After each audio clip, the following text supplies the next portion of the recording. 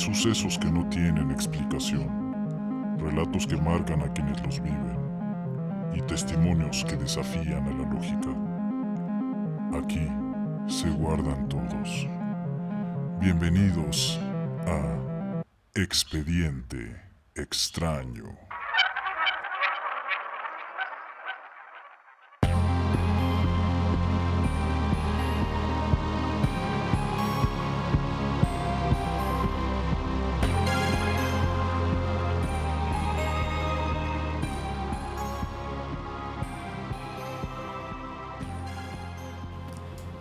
Muy buenas noches, extraños y extrañas. Una vez más en su podcast Expediente Extraño. ¿Cómo estás, Mike?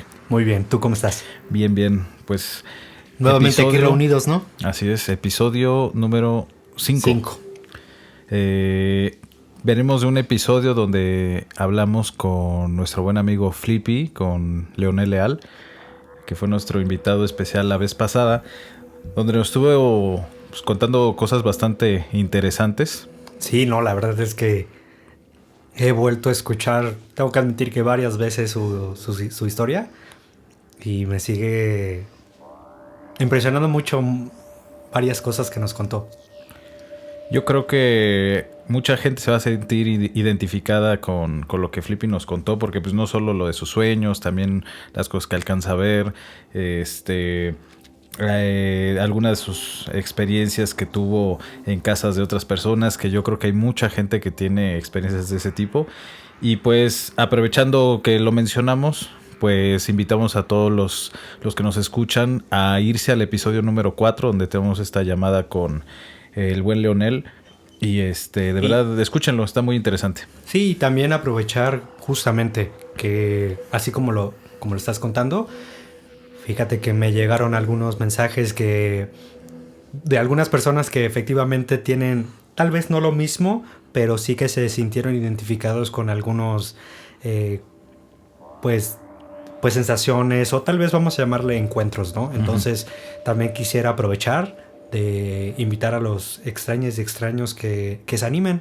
Yo creo que, y estoy seguro que muchas personas tienen varias cosas por contar. Así es. Pues bueno, el día de hoy vamos a retomar un poquito. Bueno, el tema de hoy viene a raíz de lo que platicábamos en el episodio número 3, me parece. Sí. Donde tocamos temas de, por ejemplo, lo del Estadio Azteca. También recordamos el caso de un puente en Cancún.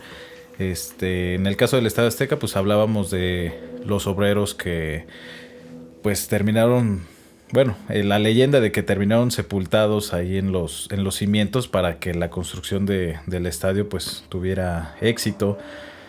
En base a eso, hoy vamos a hablar de este tipo de leyendas que tienen que ver con construcciones, edificios, tanto de otros lugares, otros países, como algunos casos de aquí de México. Yo por mi parte traigo 2 temas.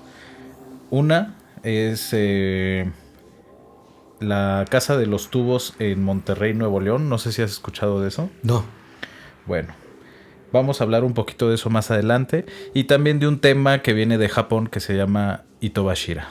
Órale, suena muy interesante. No sé si también lo has escuchado. No, creo que no. Yo creo que va a estar muy interesante este capítulo también. Digo, la verdad es que por mi parte también traigo 2 historias. Una sobre el castillo de Chapultepec. Un lugar muy enigmático de México. Uh-huh. Y traigo me fui un poquito más internacional. Uh-huh. Y traigo un tema sobre un caso que tal vez tú o algunos lo hayan escuchado o lo conozcan. Y hoy vamos a platicar un poco más. Es sobre el Hotel Cecil. Y en este hotel, sin dar tanto como... Digo, ahorita vamos a profundizar en el tema. Uh-huh. Pero hay un caso muy interesante que lo vamos a platicar, que tiene que ver con pues un misterio que hasta la fecha no se ha resuelto. Okay. Que es con la desaparición de una persona que estaba... Bueno, se estaba quedando en ese hotel. Pero bueno, yo creo que lo vamos a platicar. Ok. Creo que sí he escuchado de ese hotel, pero no me acuerdo bien. Probablemente sí. Sí, digo, ahorita yo creo que platicando vas a poder refrescar un poco. Y si no, la verdad es que creo que ese hotel guarda muchas historias interesantes en las cuales hoy vamos a platicar alguna de ellas. Perfecto. Pues no sé si quieres empezar, empiezo yo. ¿Cómo ves? ¿Te parece si empiezo yo en esta ocasión? Sí, adelante. Empiezas tú y nos vamos uno y uno. ¿Qué te parece? Me parece perfecto. Va que va. Bueno, pues entonces, ¿con cuál vamos a empezar? Yo voy a empezar con... Pues vámonos con el tema del castillo de Chapultepec. Y bueno, para empezar, pues el castillo de Chapultepec, pues seguramente muchos de nosotros o lo conocemos o hemos escuchado de él. La verdad claro. es que, hablando de mi experiencia, solo he ido 2 veces. Y la verdad es que las 2 veces que he ido, pues me sigue impresionando. Es un lugar que la verdad es que deberían visitar. Ok, entonces quiero comenzar pues hablando pues no solo de fantasmas o leyendas, ¿no? Sino quiero hablar algo mucho más que me llamó la atención. Okay. Y esto es que no es pues el castillo no es cualquier edificio. No tiene mucha historia, ¿sabes? ¿no? Si yo creo que si alguien nos preguntara, el que no lo conociera o no haya escuchado de él, considero que es, o bueno, mejor dicho, cuando alguien piensa en un castillo real, la verdad es que la mayoría de veces pues pensamos en otro lugar y no en México, ¿no? O sea, un castillo puede ser, no sé, Francia, Inglaterra, Alemania, pero pues la verdad es que tenemos uno muy, muy impresionante, muy bonito aquí en México, ¿no? Y realmente el castillo no es el único castillo en América, dado que pues llegó a ser la residencia oficial de un emperador. Ahí vivieron Maximiliano de Habsburgo y Carlota durante el Segundo Imperio Mexicano. Okay. Creo que aquí hay un acontecimiento muy importante que marcó la historia del castillo. Esto fue el 13 de abril en 1847 durante la guerra entre México y Estados Unidos. Okay. El castillo de Chapultepec fue un escenario de una de las batallas más importantes de nuestro país. De hecho, pues por ahí habrás escuchado que pues combatieron justamente estos soldados mexicanos jóvenes, que los famosos niños héroes, y la verdad es que muchos de ellos perdieron la vida defendiendo este castillo. Que hay historias también, ¿no? De ellos, así como que totalmente no es lo que los maestros de historia nos enseñaron en la escuela. Sí, no, creo que no solo los maestros y los libros, creo que la historia... Exactamente, los libros. Tiene otro lado de contar, y creo que también es muy importante esa forma o esa postura que algunos han mencionado, ¿no? Pero bueno, aquí es donde la parte interesante comienza. Hay quienes creen que los lugares donde ocurrieron estos acontecimientos tan intensos conservan algunos recuerdos o sensaciones, así como lo que platicaste en su momento de que los edificios pueden guardar justamente esta vibra, estas sensaciones. Como la energía residual. Exacto. Pues el castillo no es la excepción, ¿no?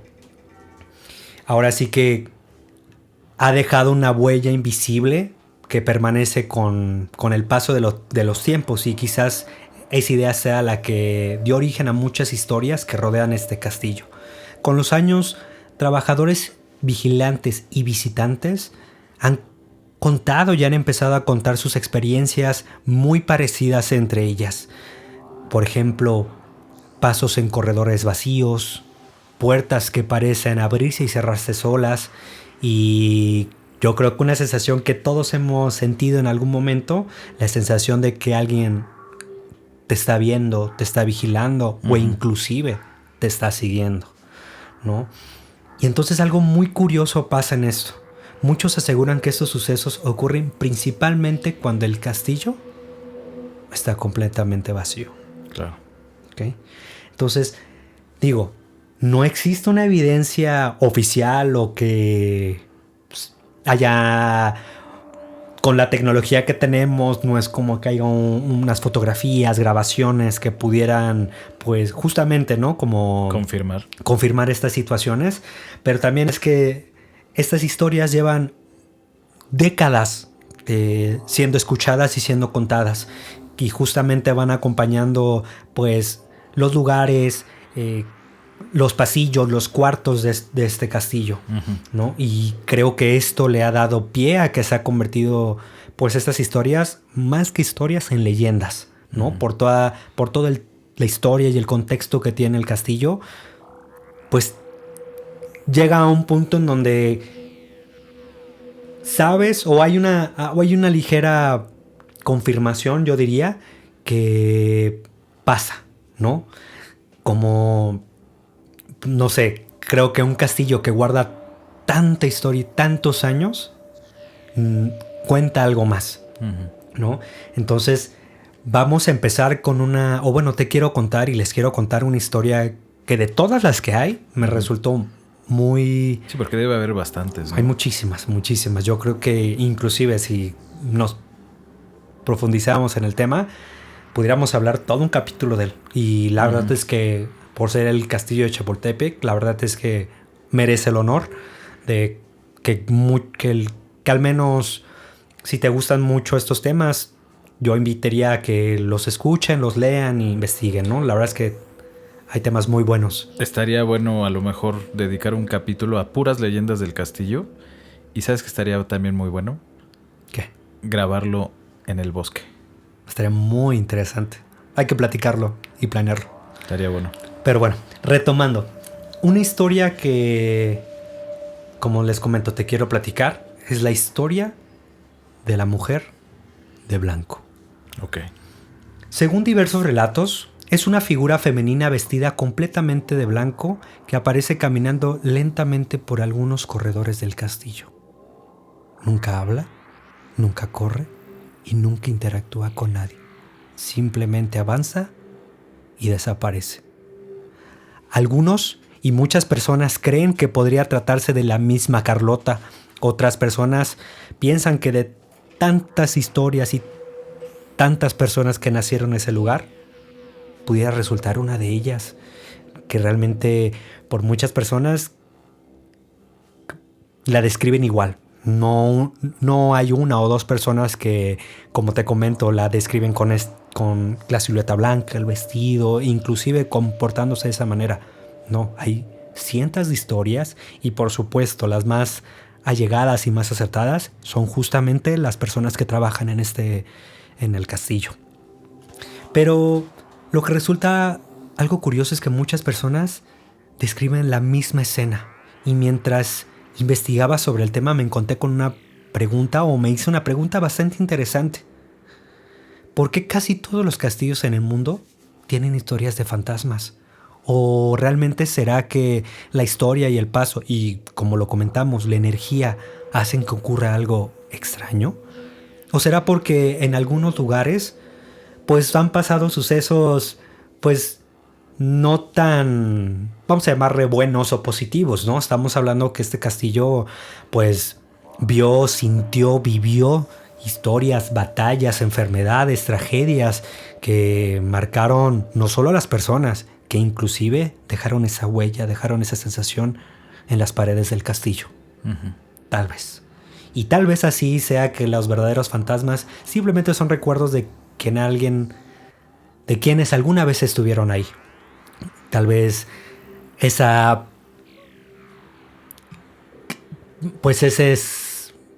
espectro que dejaron y que no se puede ir, ¿no? Y que muchos pues creen que a medida de que va pasando y que mucha gente va confirmando también esta historia, pues creen que hay muchas historias muy inquietantes, lo que llevaría pues al siguiente nivel, justamente a lo que acabas de mencionar, de investigar un poco más allá. Y te voy a platicar también no solo de esta o cómo la han visto las personas, ¿no? La silueta blanca. Es muy importante también mencionar que la mujer de blanco no se aparece en todo el castillo. No es como que va deambulando por todos lados y se pasea y va por cuarto en cuarto. ¿Solo en un lugar? Hay 4 lugares o 4 puntos en donde se ha visto más. Y justamente es porque algunos creen que se pudiera tratar de Carlota. La mayoría de las veces que se ha visto a esta mujer es justamente en el cuarto de Carlota. Ok.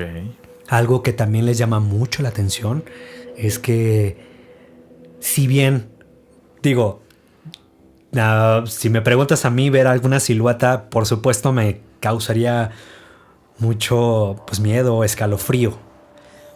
Pero lo que es muy interesante también de este tema, que a pesar de que, por supuesto, la primera impacto o la primera impresión que tienen las personas, como todos, pues es como de shock, ¿no? O sea, no, como que no saben si lo que están viendo es real o no. Sin embargo, muchas personas que han visto a la mujer de blanco pueden llegar a decir que tiene una vibra, una sensación como que no es hostil, que no quiere hacer daño. Ok.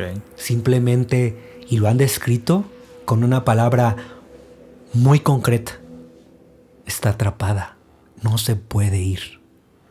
Entonces, creo que eso es algo que justamente me llama mucho la atención, ¿no? Digo, en mi idea y en lo que yo creo, alguno de esos fantasmas, por llamarlos de una forma, creo que tienen a veces objetivos, tienen algo que no cumplieron, que tienen que cumplir, me refiero a que por algo están aquí en este plano, que no les permite ir a otro lado. Okay. ¿No? Y aquí justamente es donde a mí me da más curiosidad. Si esta silueta de la mujer de blanco simplemente se pasea, en ningún momento tampoco han sentido justo esta sensación de que les quiera hacer algo, que han sentido como esa amenaza. ¿Qué es lo que quiere? ¿Qué es lo que busca? Yo creo, se habla mucho también de cuando estás en el tema de Chapultepec, se habla mucho del tipo de matrimonio que era Carlota y Maximiliano, que tenían muchos defectos. Exacto. No voy a profundizar en el tema porque me parece un buen tema que podríamos tomar en otro momento, pero probablemente ella lo que vivía y que se escucha mucho en personas que están a ese nivel de poder, pues es que vivía en una jaula de oro y probablemente todo lo que quería hacer pues no lo podía hacer porque ella era una figura pública. Muchas cosas las tenía que hacer a escondidas. Claro.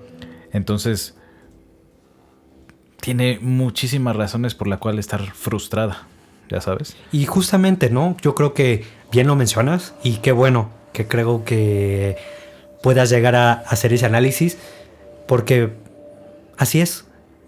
Los historiadores que no justamente se dedican a ver la historia de la mujer de blanco, sino historiadores respecto al castillo, han mencionado justamente que, ellos no tampoco afirman ni nada, pero que si llegara a haber una razón o que si evidentemente existe esa mujer de blanco,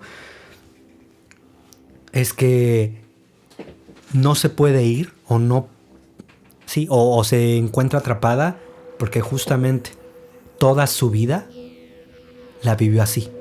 Uh-huh. ¿Sí me entiendes? Entonces, sí, creo que va muy apegado a lo que comentas, que pues ya suponiendo que fuera Carlota, tiene mucho sentido el pensar que no quedó satisfecha con cuando ella estaba viva. Yo creo que viene mucho que ver con lo que no pudo cumplir, con la sensación que dejó, uh-huh, ¿no? Y la verdad es que algo extra que quisiera agregar de los puntos que te comenté, vamos rápidamente a tomarlos. el primero, el cuarto principal de Carlota, que es las veces en donde más se ha visto a la mujer. Se ha visto en 2 pasillos principales que, digo, no te pudiera describir exactamente qué pasillo une con qué, pero sí son los principales, los que, por lo que pude investigar, son los que unen, pues, los principales, lo que sería el salón general. Creo que el otro pasillo conlleva, y esto creo que va o tiene mucho sentido, porque el siguiente pasillo, que es uno principal, es el que da hacia afuera, donde se puede ver el bosque. Y uno de los lugares donde también se ha visto en varias ocasiones, y por eso creo y me gustaría también hacer y cumplir lo que acabas de mencionar. Uno de los lugares en donde más se ha visto es justamente deambulando en el bosque. Wow.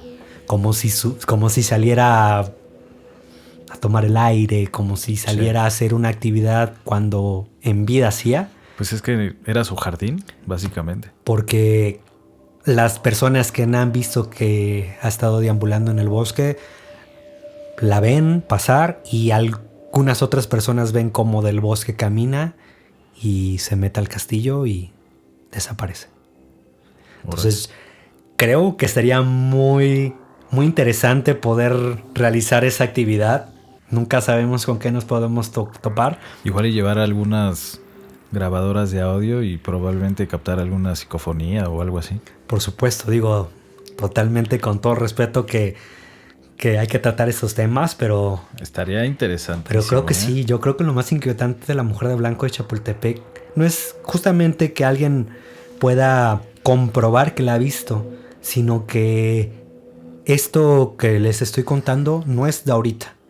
Si te puedo dar como un dato interesante del tiempo, esta historia ha pasado de generación en generación por los distintos trabajadores, por las distintas personas que han visitado, y la data tiende a tener más o menos que estos avistamientos y estas leyendas o estas, pues, vamos a llamarle apariciones, tienen más de 60 años, que la historia sigue siendo la misma, que es congruente, la silueta, la mujer, el camino que toma, donde la han visto, ¿no? Entonces, creo que de todas las historias que guarda el castillo, esta me parece muy interesante. No solo por el hecho de que esta es el fantasma, por llamarlo de una forma, que más se ha hablado y más se ha visto en el castillo, sino porque justamente de lo que podemos platicar, de lo que se investiga y de la información que hay, es que la figura pertenece a alguien que fue muy importante para México, que existen 2 razones. La primera ya la tocamos, que posiblemente vivió toda su vida encerrada y bajo un estilo de vida que si bien ella era, pues, una reina, pues tampoco podía vivir como como ella quisiera, ¿no? Con su libertad, ¿no? Y la segunda, que también creo que es muy importante, ya tocamos que la primera, pues, que no se ha podido ir, y la segunda es que muchos dicen que en el matrimonio Carlota, para poder, pues, tener un poco más de libertad, hizo algunas actividades, hizo algunos, vamos a llamarle ritos, para justamente poder llegar a esa libertad. Y que esos pactos o esos tratos que llegó a hacer sin poner nombre con quién, es lo que también la mantiene amarrada aquí y que no se puede ir. Y que muchos afirman que jamás lo va a dejar de hacer. Y que siempre la Mujer de Blanco, o mejor dicho, el castillo de Chapultepec es el hogar de esta mujer. Órale. ¿Cómo ves? Definitivamente, hablando del castillo, pues es una de las figuras más emblemáticas, de las figuras públicas que más tienen renombre, ¿no? Cada vez que se habla de Chapultepec. Y pues uno cuando va de turista, yo sí he ido varias veces, nunca lo he visto completo, nunca. Es que es gigante. Siempre, además de que es enorme, siempre hay mucha gente, pero todo mundo quiere ver el cuarto de Carlota y de Maximiliano, ¿no? O sea, es lo principal. Uh-huh. Entonces, definitivamente hay muchas razones por las cuales su energía residual pudiera estar muy presente, atrapada. Definitivamente habría que profundizar demasiado para llegar a tener alguna conclusión, porque creo que es un tema que está muy, muy abierto, pero muy interesante. Y yo creo que eso es lo que traigo respecto al castillo, y yo nada más quiero dejar una pregunta al aire, muy general y muy abierta. Si en dado caso, como lo bien dijimos, ¿no?, que pues el castillo ha visto ya resguardado a muchísimas personas, y personas pues con este alto rango o con este título, ¿por qué solo se ha visto a una mujer? Suponiendo que es Carlota, ¿por qué solo ella? ¿Por qué no Maximiliano? Entonces, pues sí me gustaría pues poner esta pregunta al aire, ya después de que pues platicamos respecto a esta breve pero muy interesante leyenda de la Mujer de Blanco. ¿Por qué solo ella? Y por ejemplo, yo no he escuchado, pero ¿no existirá algún relato, por ejemplo, de que se escuchen o se vean a estos famosos niños héroes? Fíjate que de lo que estuve investigando, no. Muy curioso. Yo pensé que de una de las historias que más que me esperé encontrar, era justamente de ellos. Ok. Si bien como te comenté, no solo esta mujer ha estado o es lo único que pasa en el castillo, sino han escuchado pasos, han escuchado no conversaciones concretas, pero como si alguien estuviera como susurrándole a alguien más, pero en concreto que alguien pudiera pues relacionarlos con los niños héroes, no hay. Y es que probablemente, creo que a este momento mucha gente sabe que la historia que nos enseñaban en la escuela pues tiene un poco de cierto. El heroico acto de estos niños. Yo por mi parte he escuchado, porque yo por mi parte no he investigado, no he hecho una investigación de este tema, pero yo he escuchado que esos niños ni siquiera eran personas ejemplares ahí en lo que era la escuela. Era una escuela militar. Sí.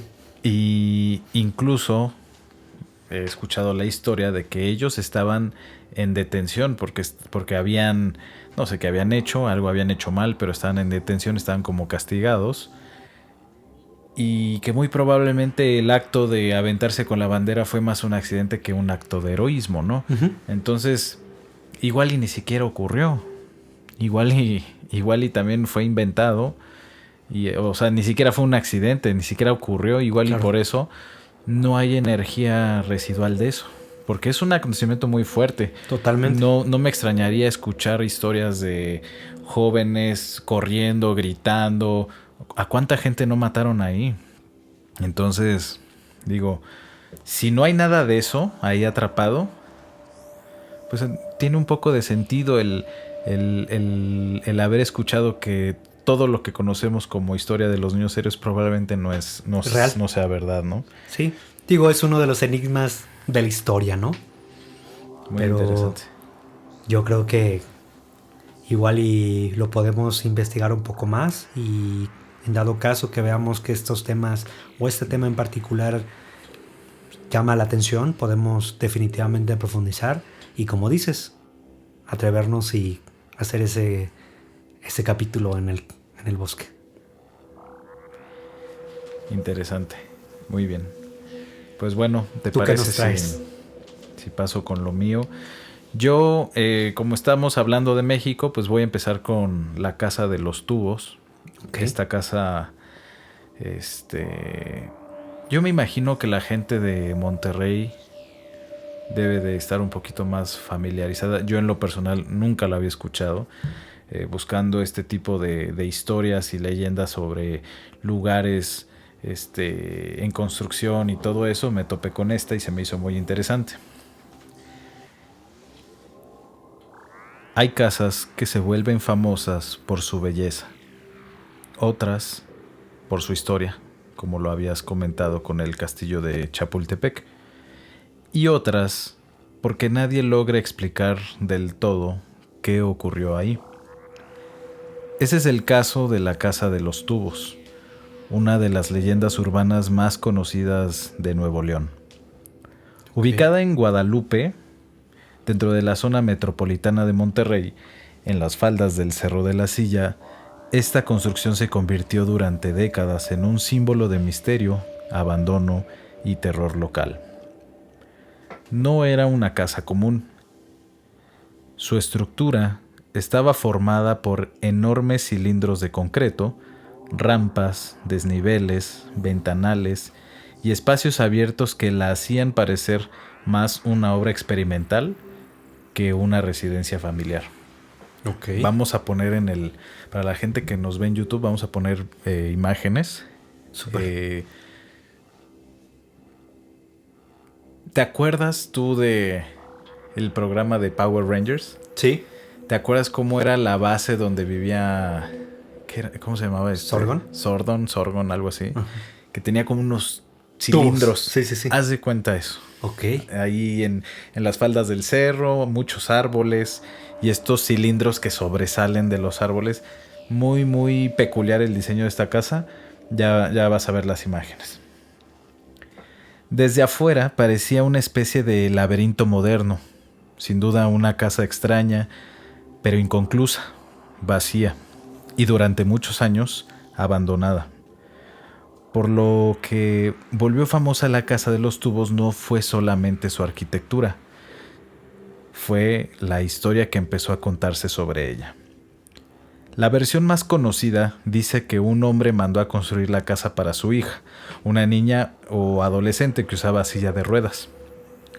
La idea, según la leyenda, era crear una vivienda donde ella pudiera moverse libremente. Por eso la casa tenía rampas en lugar de escaleras tradicionales. Todo supuestamente estaba pensado para que la niña pudiera recorrer la propiedad sin depender de nadie. Pero, durante una visita a la construcción, ocurrió una tragedia. La niña habría bajado sin control por una de las rampas. La silla tomó velocidad, no pudo detenerse. Y según la historia, salió proyectada por una ventana o abertura de la casa cayendo desde una altura considerable. La joven perdió la vida en el lugar. Y después de eso, naturalmente el padre habría quedado devastado.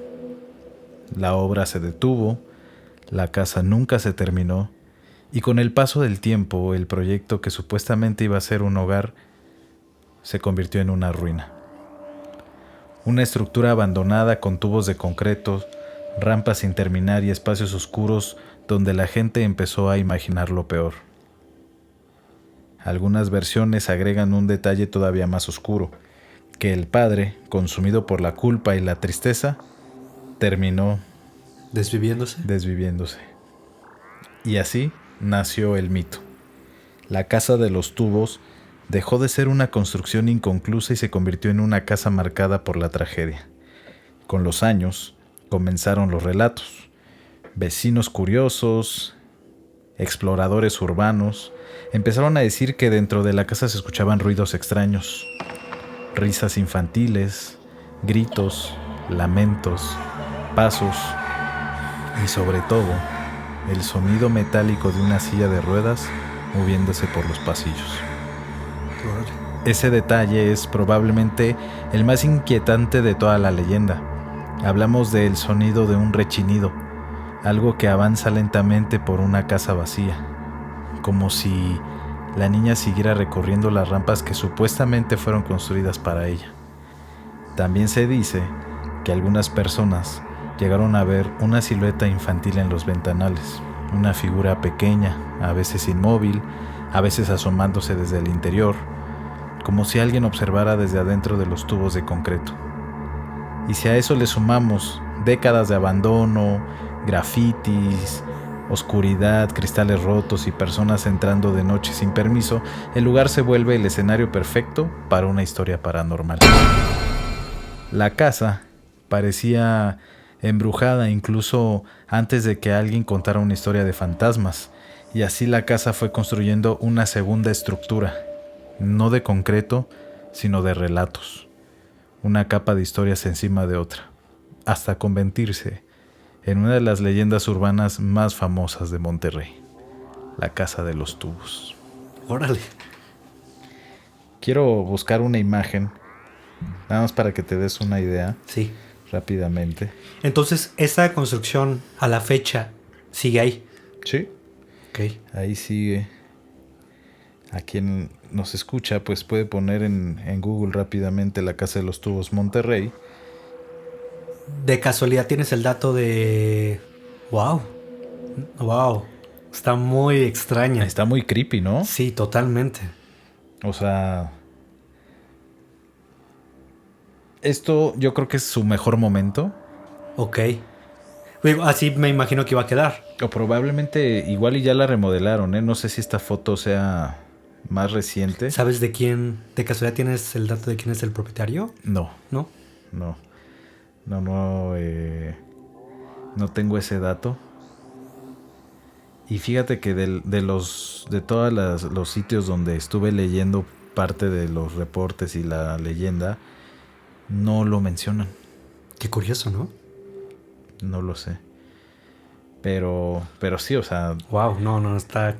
Para un explorador urbano esto está increíble, ¿no? Oh, bueno, si me preguntas a mí, yo sí lo pensaría en entrar. Yo no... O sea, entraría de día tal vez, pero... Sí, definitivamente de día. Pero de noche definitivamente no. Y pues como todo mito, toda leyenda, pues tenemos esta historia perturbadora. A mí me hace pensar mucho en el padre, ¿no? Por lo que se aprecia en la construcción, pues no era algo barato, era una construcción bastante grande y se ve que había una inversión bastante considerable ahí. E imagínate haber reunido todos sus recursos, el esfuerzo, la dedicación para construir algo para que tu hija tuviera un espacio donde pudiera vivir y desplazarse sin problema, y que la misma razón de su intención, de su fallecimiento, sea todo tu esfuerzo. Claro. Porque al sí, final la de cuentas, intención de que tenías se convirtió en la causa. En la causa. Wow. Qué fuerte, ¿no? Totalmente. Y creo que ahí viene también lo que decías, ¿no? Tal vez principalmente de la tristeza, pero de la frustración que pudo tener el padre, ¿no? Así es. Yo creo que afortunadamente yo todavía no paso por una experiencia como esa y como dicen, los hijos se supone que tienen que enterrar a sus padres, no al revés, ¿no? Y debe ser algo muy, muy perturbador, algo muy traumático para un padre perder a un hijo. De por sí el simple hecho de perderlo ya es traumático. Ahora el saber que probablemente... Sí, la idea de que tal vez en su momento pudo pensar, decir, ¿fue mi culpa? Así es. Creo que eso es lo que más consume, ¿no? Así es. Qué feo. Wow, qué interesante esa historia. Pero sí, ahí la tenemos en Monterrey y si alguien nos escucha de Monterrey y tiene algún otro dato O ha visitado la... o la ha visitado, Claro. No duden en dejarnos en los comentarios su historia o lo que sabe. Experiencia igual y cuando fueron también han Algo sido escucharon. testigos de algo, Ujú. ¿no? Sí, interesante. Totalmente. Hasta inclusive en algún momento si estamos por ahí, visitarla Sí, de día. de día. Sí. Y pues bueno, eso fue por mi parte lo de la Casa de los Tubos. ¿Quieres darte con el siguiente? Y ya yo termino con Itobashira. ¿O al Me revés? parece excelente. Va. Sí, la verdad es que, wow, yo creo que cuando los extraños y extrañas vean la imagen, creo que también se van a quedar como sorprendidos. Sí. ¿No? Yo creo que así como lo cuentas, uno se empieza a hacer una idea, pero ya cuando lo ves, creo que también toma mucha relevancia, Ujú. ¿no? Así es. Es que padre, yo creo que México guarda muchísimas historias y lugares así que valdría la pena también investigar un Sí, poquito más. es vastísima la información que hay de todo este tipo de cosas alrededor de todo el país. Y ahora sí que de este tipo de temas hay material para años. O para capítulos. Ujú. Muy bien.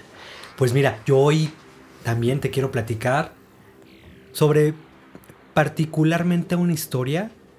Como te decía, la verdad es que esta historia no es la primera vez que la escucho, que la leo, la investigo.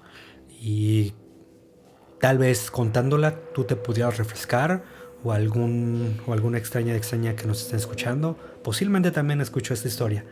Pero hoy vamos a hablar del hotel. Bueno, estamos en México, del Hotel Cecil. Muy bien. Que si me preguntas cómo la pudiera definir en una frase, yo creo que este edificio sucede o pasa cuando la realidad parece una película de terror. Quiero empezar primero haciéndote una pregunta o haciéndoles una pregunta. ¿Qué pensarías, qué pensarían si les dijera que existe un hotel en donde se hospedaron asesinos seriales? Donde ocurrieron decenas de muertes y donde sucedió, y no solo sucedió, y que eso es lo que más me llama la atención y me impresiona, que quedó grabado uno de los videos más inquietantes de internet. Yo pienso, lo primero que me llega a la mente ¿es en Estados Unidos? Es en Estados Unidos. Claro, por supuesto. Entonces te voy a seguir platicando. Probablemente lo que voy a decir y como empezamos pensarían que estoy describiendo justamente una historia, una película de terror, pero no. Este lugar existe. Recordemos que la realidad siempre supera la ficción.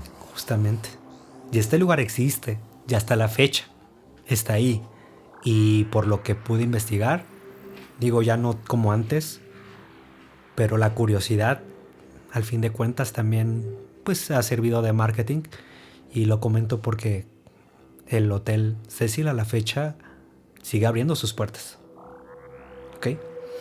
Entonces, lo más sorprendente es que, como todo, este edificio no se construyó pensando en que iba a ser o iba a tener esta historia o iba a trascender con tanto. Okay. ¿No?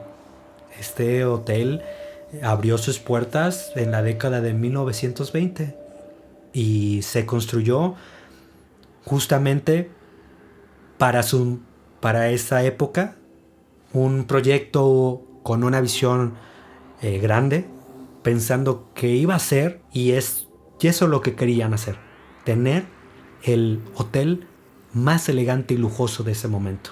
Okay. Tenía un enorme vestidor lleno de mármol, vitrales enormes, escaleras ornamentales. Estaba, o sea, si como te lo voy platicando y también vamos a pasar algunas imágenes de cómo era, si te lo describo, estás pensando en que estaba pensado justamente para que llegaran los empresarios, turistas de alto nivel. El hotel estaba pensado para tener un futuro exitoso y tener esa, vamos a llamarle, esa calidad o inclusive como lo platicamos puro ahorita, lujo. ¿no? que tenga esa esencia de 5 estrellas, 5 diamantes. Realmente era un hotel pensado para el éxito. Ok. Pero entonces algo ocurrió que por supuesto nadie esperaba. Y algo, digo, no tan paranormal, un hecho histórico que pasó. El gran golpe de la depresión de Estados Unidos. El hotel se encuentra pues en una zona muy transitada, muy importante, y que justamente por esta pues razón, la Gran Depresión, que fue muy breve, fue una cuestión económica que afectó a Estados Unidos, y de hecho pues mucha gente, inclusive por este suceso tan histórico que pasó, mucha gente también se desvivió porque las deudas y todo lo que estaban viendo en su momento era en exceso, era muchísimo, y lamentablemente las personas pues veían esta salida como la única.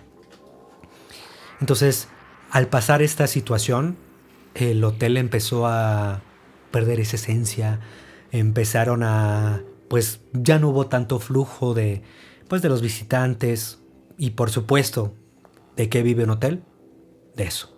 Entonces la economía ya no era la misma, ya no le podían dar el mismo mantenimiento, y fue así que el Hotel Cecil poco a poco empezó a cambiar de reputación. Y pues ya no era un hotel tan lujoso, empezó a deteriorarse, ya no tenía todos estos cuidados, y justamente con este descuido los años comenzaron a acumularse, y con ello historias difíciles de creer. Por nombrar algunas historias, ocurrieron homicidios, muertes accidentales, desapariciones, y lo más inquietante es que una de ellas, que es la que vamos a tocar más que nada, está, a diferencia de muchas historias, esta está casi perfectamente documentada. Pero esto no es todo. Ok. Vamos a platicar un poquito de la historia, porque el Hotel Cecil tiene mucho de dónde sacarle. En distintas épocas también se hospedaron en este hotel 2 asesinos seriales conocidos no solo en Estados Unidos, fueron conocidos mundialmente. Uno de los, o por hablar de ellos y tocando, fue Richard Martínez, el famoso Night Stalker. Como su nombre lo menciona. Creo que sí lo he escuchado. Pues fue un asesino en más o menos en 1980, y pues era un asesino o una persona que acechaba más que nada a las mujeres y las terminaba pues ahora sí que lo que hace un asesino, ¿no? Uh-huh. Este famoso asesino serial lo detienen y su historia acaba. Sin embargo, entre los registros se conoce, o lo que pudieron investigar, él fue la causa de que 15 mujeres hayan perdido la vida. Y después viene un asesino llamado Jack Unterweger. Este es un asesino austriaco que tiene algo en particular. Él era un periodista. Ok. Y lo atrapan. Y se va a la cárcel. Cumple su condena. Sale. Y vuelve a cometer estos crímenes. Y cuando sale, ¿dónde crees que se hospeda? En el Hotel Cecil. Y ahí comete estas atrocidades. Y con todas esas historias que iban sucediendo, el Hotel Cecil empezó a convertirse en algo más que un hotel. Se empezó a convertir en una leyenda, en un mito, en curiosidad. Y es entonces, Te digo, podemos platicar de todas las historias que abraza y que esconde este hotel, como los que pasaron. En habitaciones se encontraron a hombres y mujeres que decidían ya no vivir, se aventaban de su cuarto, evidentemente de una altura que por supuesto no iba a tener el mejor resultado. Suicidios dentro de los cuartos, afuera, con esta sensación, esta negatividad de todos los asesinos.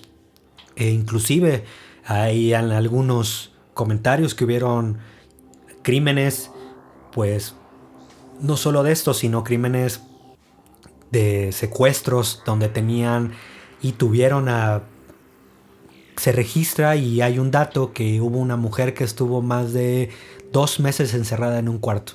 Órale. Que lo interesante es que nadie se dio cuenta. O al menos eso dijeron. Eso me recuerda a algo que acaba de salir en las noticias, pero por eso lo comentamos. Ahorita lo comentamos. Y después de todo esto que empezó esa energía negativa, eso que ya lo metía en una burbuja este hotel de todas esas atrocidades que estaban sucediendo, llegó el caso que lo cambiaría todo. En el 2003, una joven de 21 años llamada Elisa Lam desapareció mientras viajaba por Los Ángeles. Durante varios días, nadie supo qué había ocurrido con ella. Posteriormente, después de días de no poder encontrar con su paradero, de estar revisando, de entrar a su cuarto, nadie sabía nada de ella. No había registros de que saliera del hotel. Las cámaras de seguridad al menos no habían registrado una salida, una entrada, nada. Sin embargo, surgió un video. Apareció un video.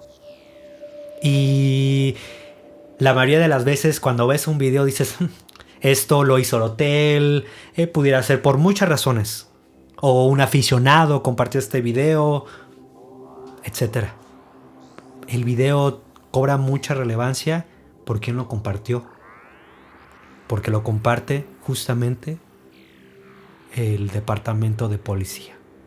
Lo publica. Oficial. Los policías publican este video, por supuesto, con el objetivo de decir, ¿has visto a esta persona? ¿La identificas? Por favor, contáctanos si la han visto. Y el video es una cámara de seguridad del elevador. Pero más allá que el video tuviera justamente este objetivo de localizar a esta persona, las personas con los que pudieron ver ese video no se quedaban, desafortunadamente, en la cuestión de ayudar. Este video, a la fecha, guarda una sensación distinta. Si lo ves, y lo vamos a compartir el link oficial donde está el video, si lo ves, no es un video normal. Es un video que trae con ellos muchos misterios, muchas dudas. Y aquí es a partir del video en donde empieza el verdadero misterio. Como te digo, si nunca has visto este video y que tal vez platicando un poquito más y cuando lo veas, estoy seguro que te va a venir a la mente. Y te lo voy a describir un poco para que también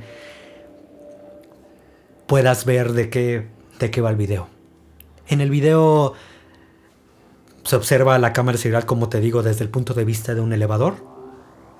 Este elevador abre sus puertas y por fin podemos ver la primera imagen, después de días de haber desaparecido, de Elisa. Ok. Elisa entra al elevador. Lo primero que hace, y empieza la curiosidad o el misterio, no toca un botón, toca varios. Como si quisiera escapar, como si necesitara irse de ese piso. posteriormente, segundos después de presionar varios botones, se sale del elevador. Vuelve a entrar. Y en este actuar, cuando sale del elevador, mira y su mirada, porque a pesar de que no es el mejor video con la mejor calidad, se puede apreciar que estaba inquieta. ¿Por qué? Porque en el video, cuando sale, se asoma al pasillo, como que empieza a tener una sensación rara, empieza a hacer movimientos extraños con las manos, como si estuviera alejando a alguien, como si estuviera diciendo no, suéltame, aléjate, vete. Uh-huh.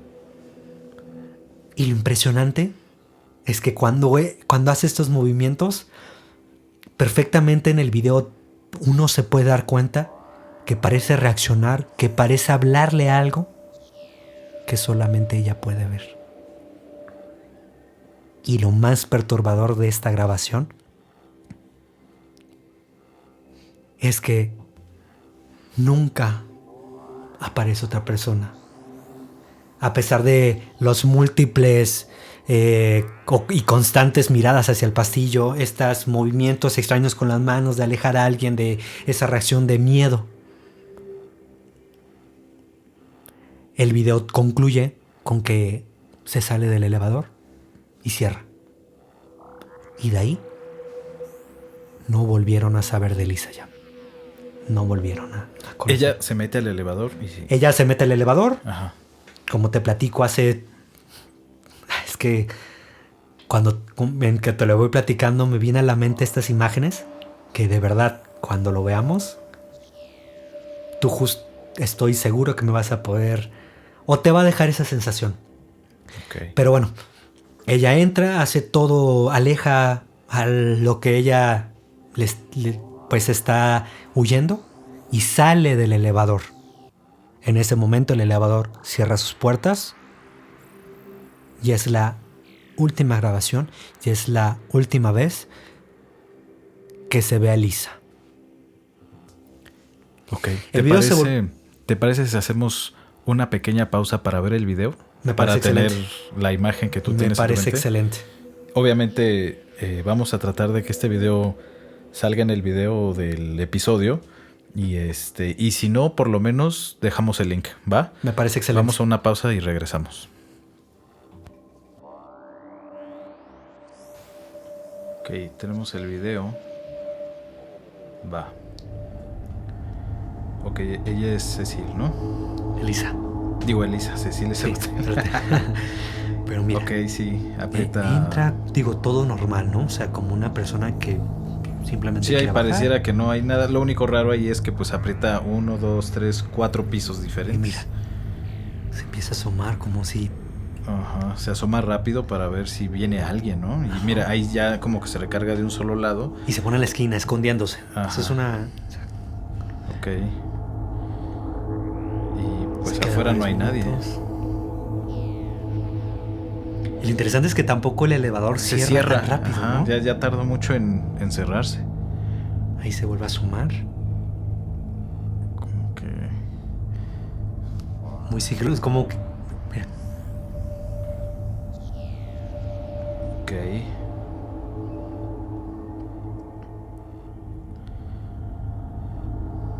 Se sigue asomando. Pero no, como que no pierde la oportunidad de que el elevador está ahí. Sí, está Mira, extraño. mira, que empieza el elevador a hacer como- tampoco se va.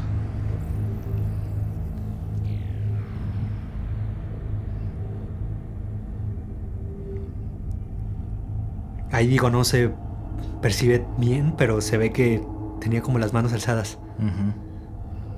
Y se vuelve a meter. Aprieta, no sé si los mismos o más botones. Yo creo que, o sea, Pero mira, sabe que el elevador no quiere cerrar por alguna razón y está tratando de... de ir a cualquier piso. Vuelve a salir. Ok, ahí...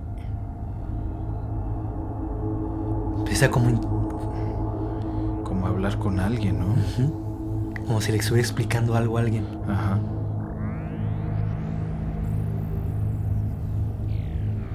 Ok, ¿qué hace? ¿Como que se está jalando los dedos o se los está tronando? Como que se está tronando.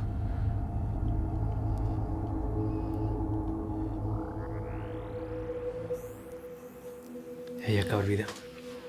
Ok. Qué raro. Sí, y como te digo, esa fue la última vez que vieron a Elisa. Pero la historia no acaba aquí. Elisa Lam. Esta historia no termina aquí. La historia, inclusive, estaba lejos de terminar. Ok.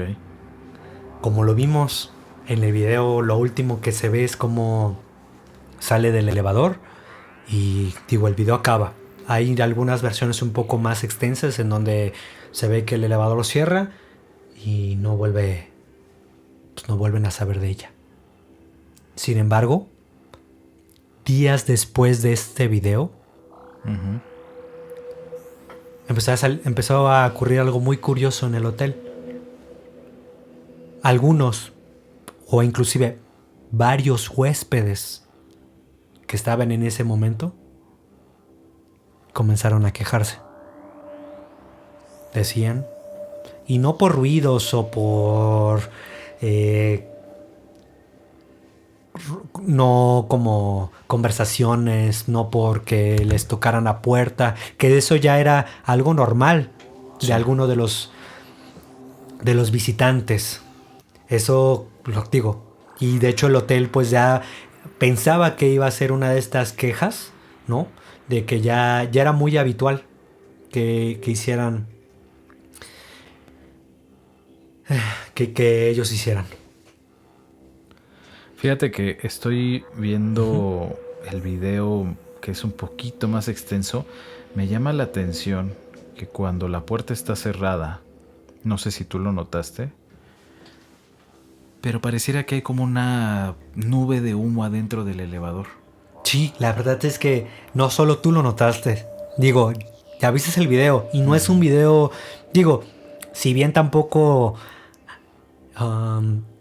es algo tan paranormal, lo que rescatan aquí, o por qué empezaron a investigar mucho este video, principalmente por la conducta que tiene. Pero así como tú lo dijiste, hay muchas personas que empiezan a ver estos como detalles. Algunos inclusive, si volviendo a ver el video, cuando dijiste los dedos, hay personas que inclusive dicen, o a su parecer, cuando justamente donde decimos que se truenan los dedos, hay algunas personas que han dicho que perciben como si alguien se los bajara. O sea, como que... O sea, que no lo está haciendo ella sola. Exacto. Ok. Entonces, como te platicaba, los huéspedes empezaron a quejarse. Y el hotel, la verdad es que al principio pensó que eran quejas de las que ya iban viviendo. Que eran justamente, sin quitarles crédito, porque al fin de cuentas era algo... Si a mí me pasa, estoy completamente seguro que me quejo, me voy. Sí. ¿No? Que en estas quejas que ya eran, por llamarles comunes o muy habituales, eran... les tocaban la puerta en la noche, no había nadie. Algunas personas que se hospedaron les llamaban por teléfono, contestaban y no estaba alguien en la línea, escuchaba gritos, etcétera.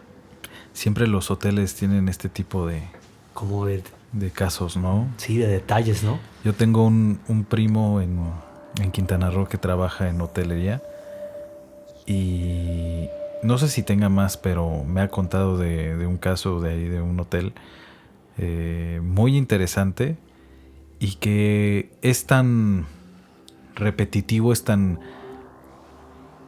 regular que suceda ese acontecimiento paranormal que ya se ha vuelto algo cotidiano. O sea, ya él me lo cuenta de su primera vez cuando entró a trabajar.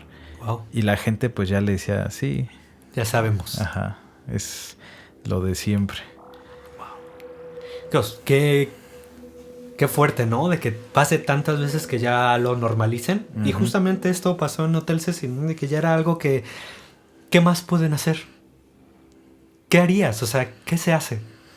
¿Cómo quitas una sensación así? ¿Cómo quitas un golpe en las puertas? ¿Cómo quitas esta sensación de que hay algo Yo ahí? creo que ni demoliendo el hotel y volviéndolo a construir se va a quitar toda la energía que ya está arraigada a esa zona. Yo estoy totalmente de acuerdo contigo. Y como te mencionaba, digo, ya estas cosas que ya había normalizado Hotel Cecil, pues muchas en estas quejas pensaron que eran lo mismo. Sin embargo, en esta ocasión, las quejas eran distintas. Algo más tangible, algo más real. Después, como te platiqué, y vimos después de este video, los vecinos empezaron a quejar de algo muy en particular. Que el agua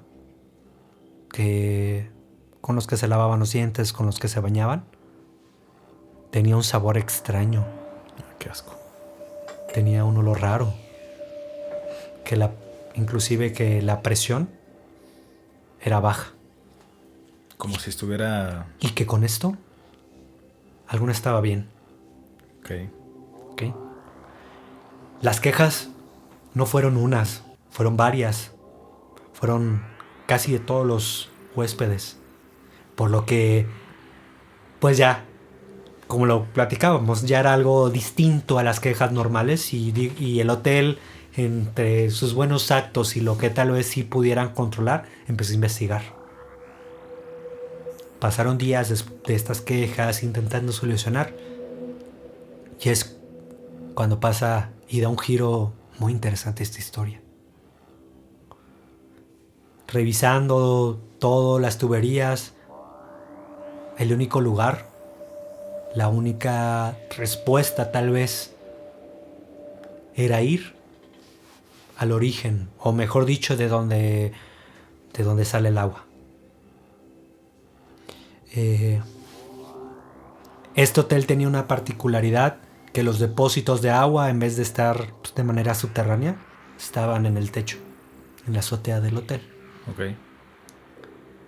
Por lo que un empleado, pues lo mandan y sube a la azotea, revisa los depósitos de agua, todo bien, hasta el último depósito de agua. Y aquí es donde el descubrimiento y la historia surge y tiene más relevancia. El depósito si es importante que lo diga, no era tan sencillo de abrir. Y tan sencillo en el aspecto de que en su momento solamente los empleados que sabían la técnica, porque no eres como levantar una tapa y listo, ¿no? Uh-huh. Es un depósito gigante que tenía pues sus trucos también, por supuesto.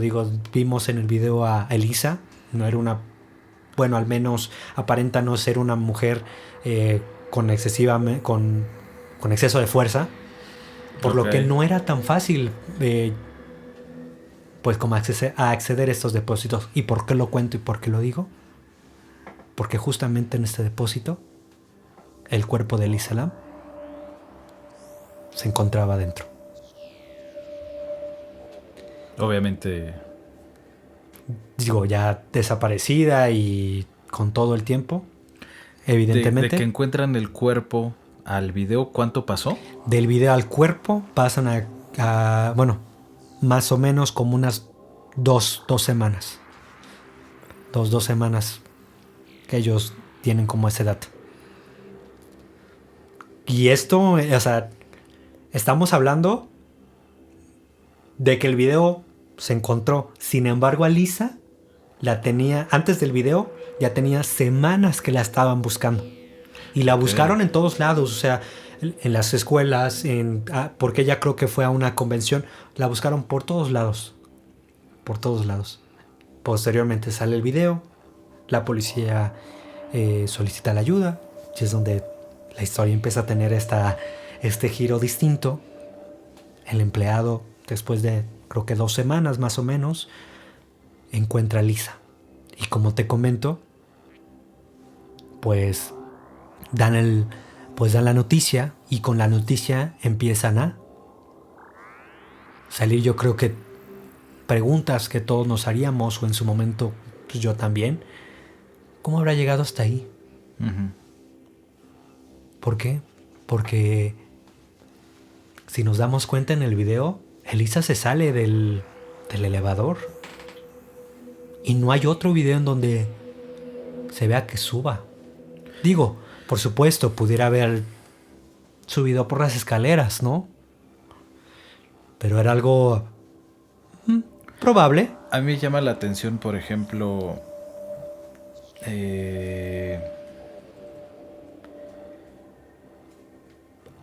es el único video que hay, o sea, es la única cámara de seguridad que tiene el hotel. No hay alguna cámara en el pasillo. No. Eso está raro, ¿no? O al menos es lo que dice el hotel.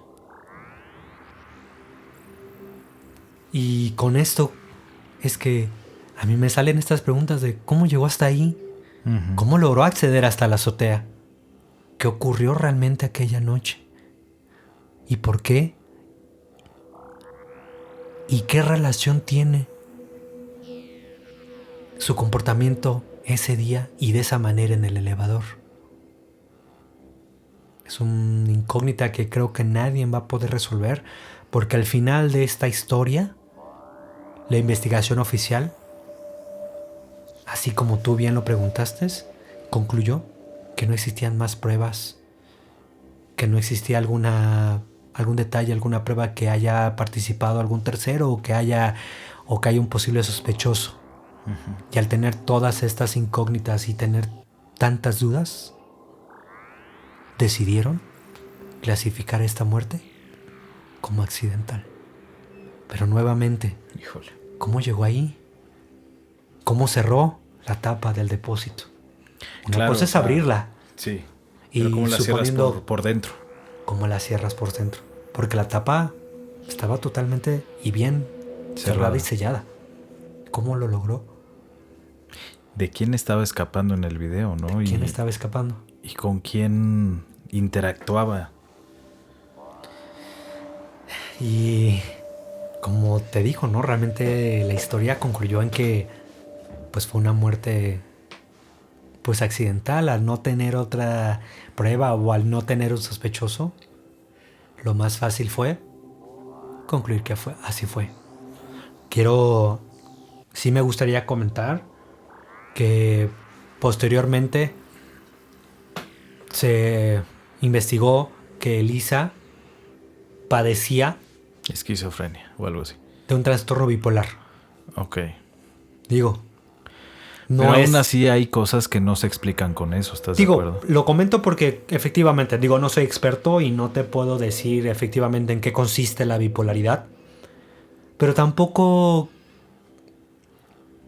para mí es real que... O sea, si tal vez pudo haber influido en algo, en su comportamiento. En el comportamiento yo creo que sí, pero que yo sepa, ni con esquizofrenia ni con ser bipolar puedes sellar una compuerta de un depósito de agua por dentro. Sí. ¿Estás de acuerdo? Totalmente. Todos ese tipo de contenedores están fabricados y diseñados para que la apertura y el cierre sea por fuera. Porque totalmente. No hay ningún propósito de que alguien esté adentro ahí. Entonces puedes tener todos los trastornos que quieras, pero en ninguno de esos te da la habilidad para cerrar esa compuerta por fuera. Claro, vámonos a lo que pudiéramos nosotros comprobar, ¿no?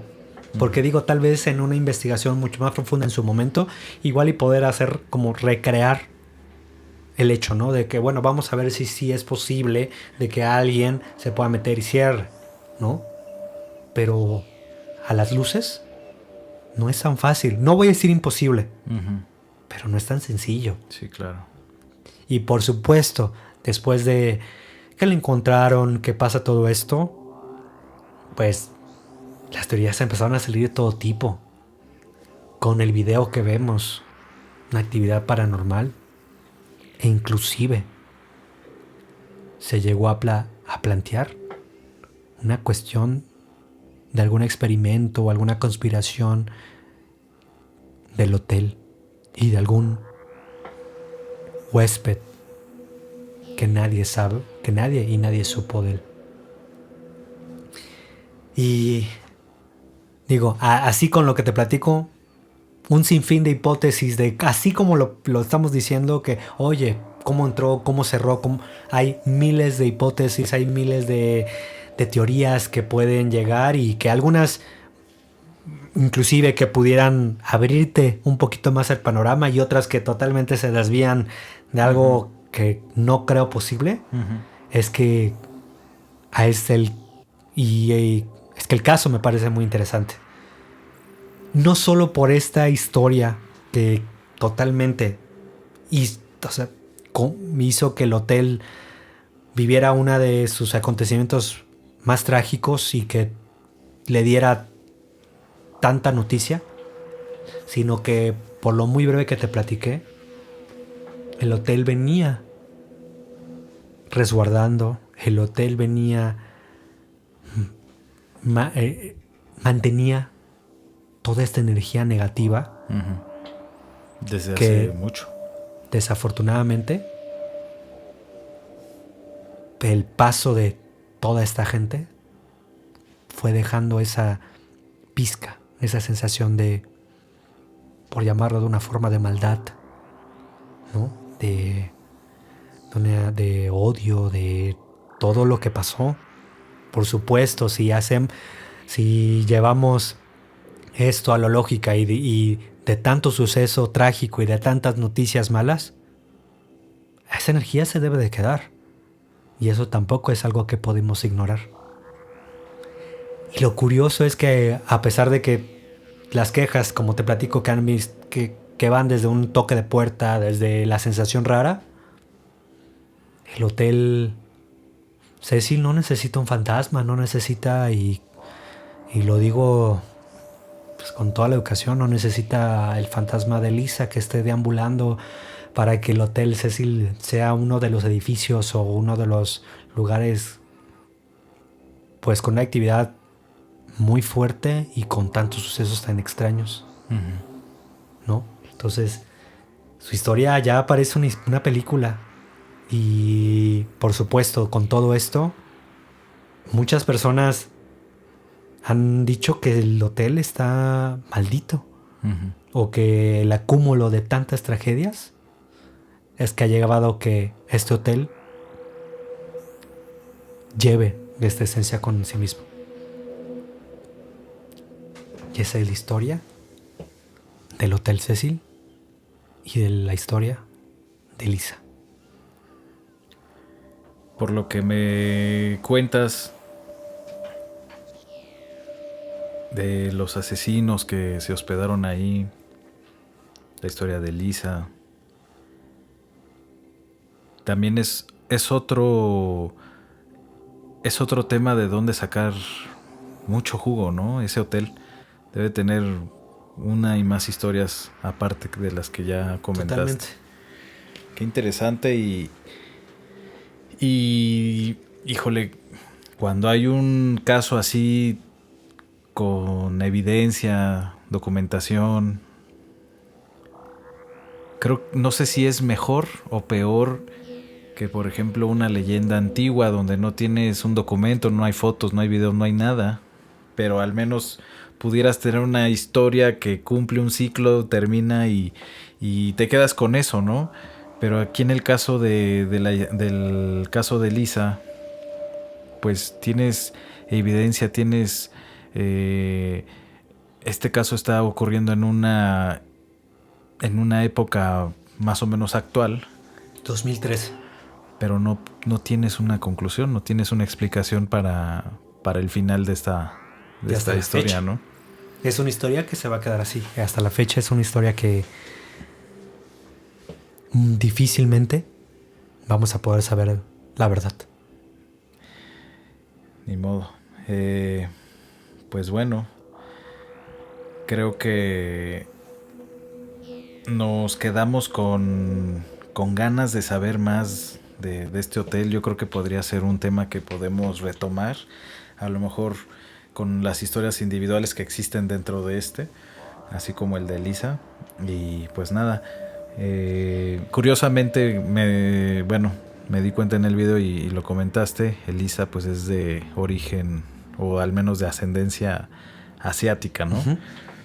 Y de origen asiático es el tema que yo traigo ya para cerrar el día de hoy. Yo creo que podemos, justamente ya con eso, poder entrar de lleno a tu tema. Así es. ¿Habías escuchado de Itobashira? No. Ok. Itobashira, los pilares humanos de Japón. Ok. El tema de hoy nos lleva a una de las creencias más oscuras del antiguo Japón, el Itobashira. La palabra viene del japonés, no sé cómo decirlo en japonés. Lo vamos a poner en el video, ¿cómo se llaman? ¿Cómo se escribe? Ajá, los trazos, las letras. Sí. Tienen un nombre, pero no me acuerdo. Y significa literalmente pilar humano. Ok. Y el concepto es exactamente tan inquietante como suena.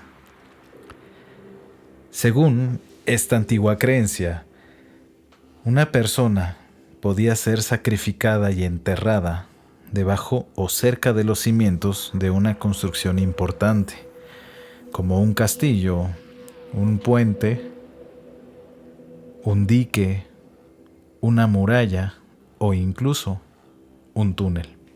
La idea era que ese sacrificio humano funcionara como una especie de ofrenda espiritual, un cuerpo entregado para fortalecer la obra, una vida a cambio de estabilidad, un alma convertida en guardiana de la construcción. Dentro de la visión religiosa japonesa, esto estaba relacionado con los kami, que pueden entenderse como divinidades, espíritus o fuerzas sagradas de la naturaleza. No hablamos solamente de dioses en el sentido occidental.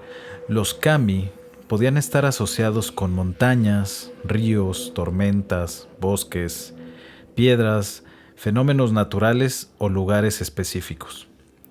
Entonces, cuando una construcción fallaba una y otra vez, cuando un río destruía un dique, cuando una muralla no se mantenía en pie, o cuando una obra parecía estar rechazada por el terreno, podía interpretarse como una señal espiritual.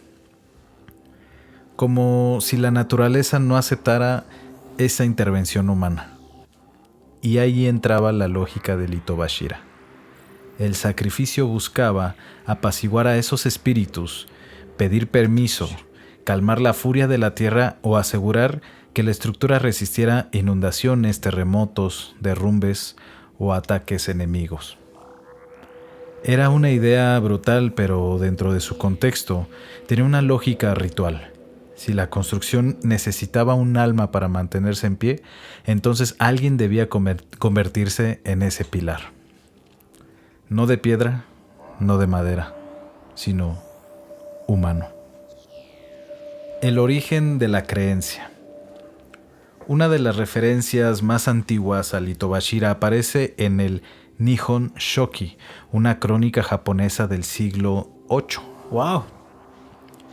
Este texto es una de las obras históricas más importantes del Japón antiguo, y en él aparece un relato relacionado con el emperador Nintoku.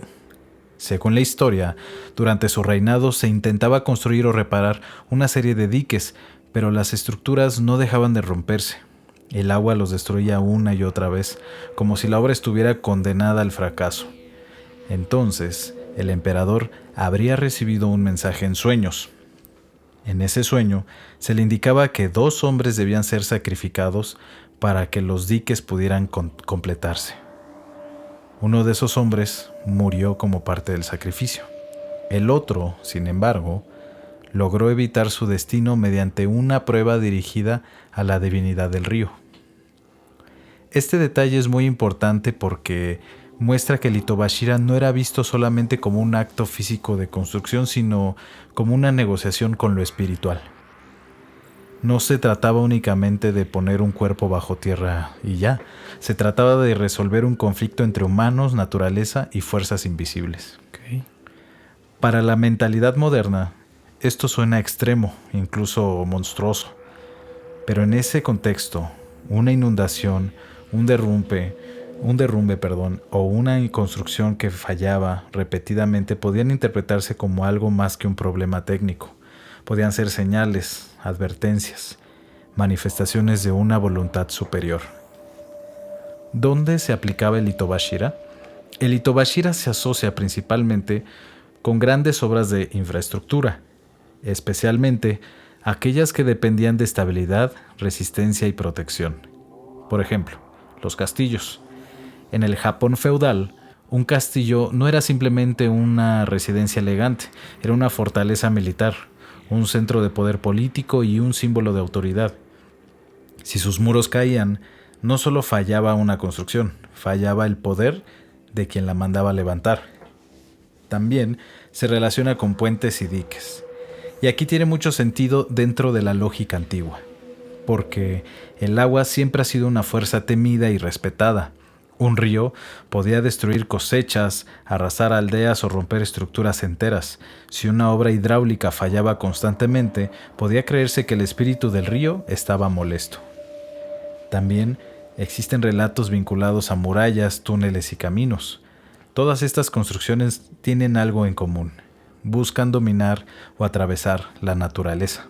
Levantar un muro, contener un río, cruzar un valle, perforar una montaña, marcar territorio. En muchas culturas antiguas, este tipo de actos no eran vistos como simples proyectos de ingeniería, eran intervenciones en un mundo espiritual. Y si el mundo espiritual se oponía, había que pagar un precio. El caso de Oshizu. Este caso tiene que ver con el Itobashira. Una de las leyendas más famosas de Itobashira es la de Oshizu, relacionada con el castillo de Moruoka. Según la historia, durante la construcción de este castillo, los muros se derrumbaban una y otra vez. No importaba cuánto se intentara corregir la estructura, el castillo simplemente no se sostenía. Entonces, como solución ritual, se decidió buscar a una persona para convertirla en Itobashira.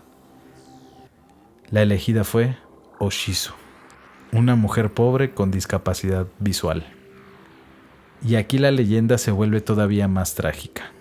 Oshizu aceptó ser sacrificada, pero puso una condición: que uno de sus hijos fuera convertido en samurái. La petición tenía sentido dentro de su situación. Si ella iba a entregar su vida, quería asegurar el futuro de su hijo.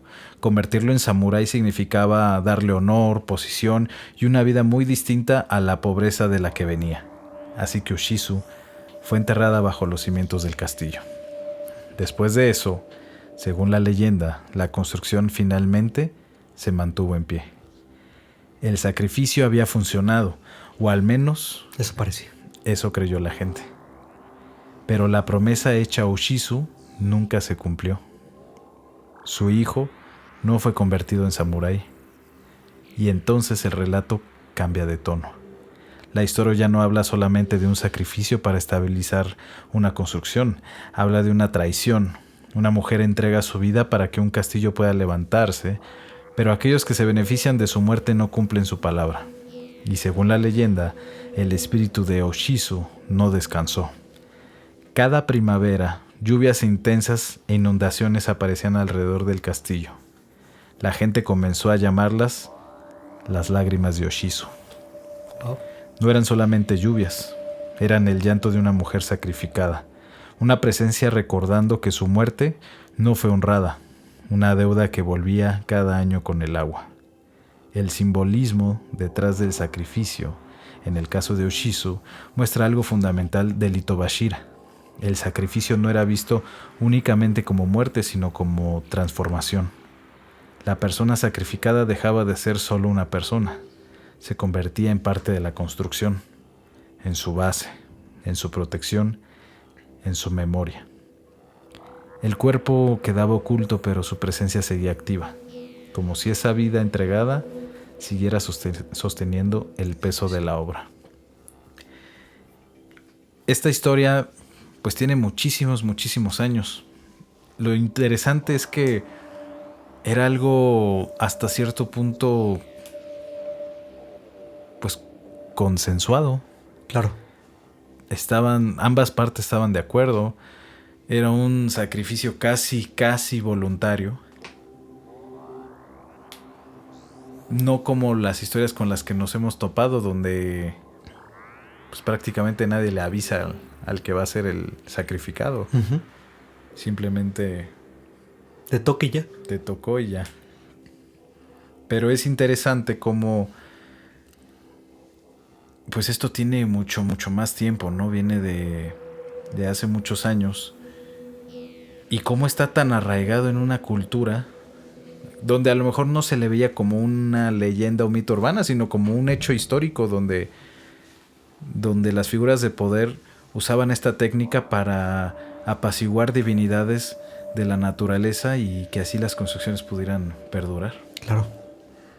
Y pues bueno, esta es la historia de Itobashira, esta palabra que significa pilar humano, y la historia interna, ¿no? de esta mujer que se llama Oshizu. Y qué curioso, ¿no? Creo que de lo que platicas y de esta historia también tiene mucho, bueno, ahorita que lo vas platicando me llega a la mente pues algo que justamente mencionamos, ¿no? Que se hace aquí, o al menos eso dicen, que se hace aquí en México. Uh-huh. Que para que una construcción o que todo marche bien, pues que muchas veces pasa o dan en sacrificio a un trabajador. Así es. ¿No? O sea, como una historia del otro lado del mundo que tiene muchos años, puede también como tomar vida otra vez en otra parte, ¿no? Yo creo que esto lo podemos encontrar en muchos temas diferentes. Alrededor del mundo yo creo que hay muchos paralelismos y sobre todo en la época antigua de cada cultura, ¿no?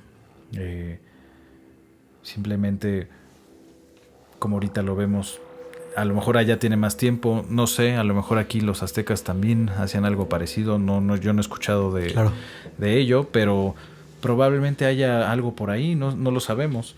Y pero eso es lo padre, que a pesar de que vivimos en zonas tan alejadas una de la otra, al final pues todos somos de la misma especie, uh-huh. Somos humanos y tenemos más o menos las mismas ideas, las mismas creencias, ¿sí, no? Y nos llevan a hacer el mismo tipo de actos, ¿no? Claro. Digo, hay lugares donde a lo mejor, no sé, por ejemplo, hablando de los asesinos, definitivamente hay países donde se dan como si fuera pasto en el piso. O sea, Estados Unidos tiene, yo creo que el récord de asesinos seriales, cosa que aquí en México a lo mejor no se escucha tanto. Sí hay algunos casos, pero creo que no es tan constante, tan como constante. Como lo ha pasado, que como bien dices, ¿no? Estados Unidos no me voy a atrever a decir desde que, no sé, casi inició, pero desde hace muchísimo tiempo Estados Unidos ha tenido estos asesinos y muy fuertes, o sea, terroríficos, la verdad. Uh-huh. Y yo creo que no sería un mal tema para un siguiente capítulo. Me gusta. Ya que con lo del Hotel Cecil abrimos ahí una puerta con lo de los asesinos. Me gusta para nuevo capítulo. Si estás de acuerdo, podríamos abordar ese tema. Hay muchísimos casos, pero a lo mejor podremos agarrar 2 cada quien. Me parece. No precisamente los más famosos, pero algo que nos llame la atención, algo que se nos haga muy particular, ¿no? Porque pues asesinos, pues sí, hay muchos, pero no todos lo hacían de la misma forma ni No, y con no los a todos mismos los métodos. conocemos. Así es, me parece bien.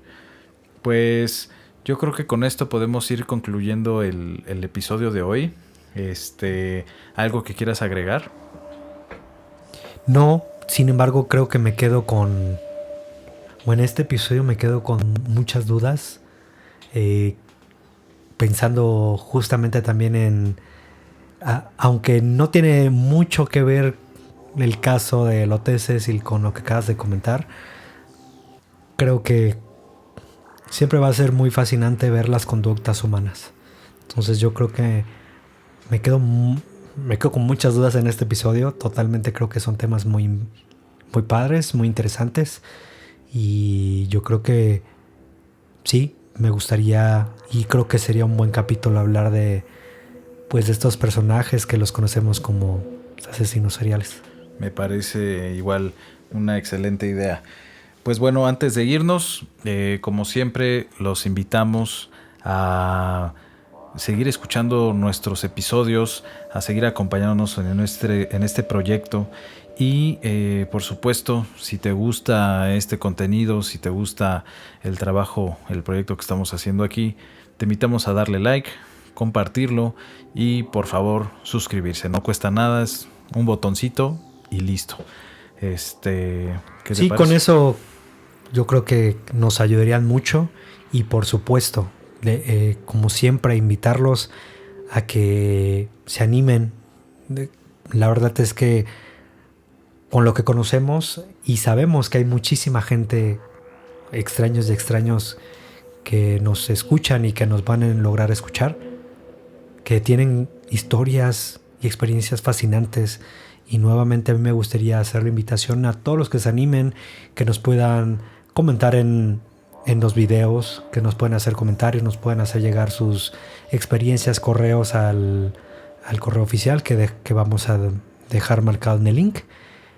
Porque así como nosotros platicamos y así como lo fue Leonel, estoy seguro que la próxima historia y la próxima experiencia puede ser una de ustedes. Así es. Con esto cerramos el expediente hoy, ¿te parece? Me parece perfecto. Pues muchas gracias por escucharnos y que tengan muy buenas noches. Hasta luego.